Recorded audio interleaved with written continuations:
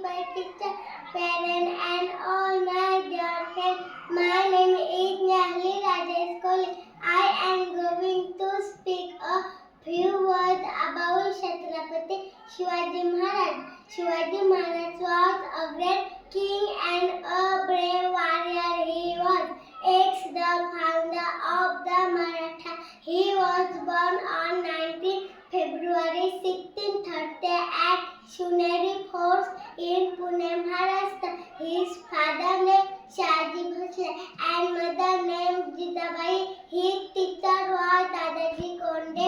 He was very brave since childhood. He respected all religion in the same. He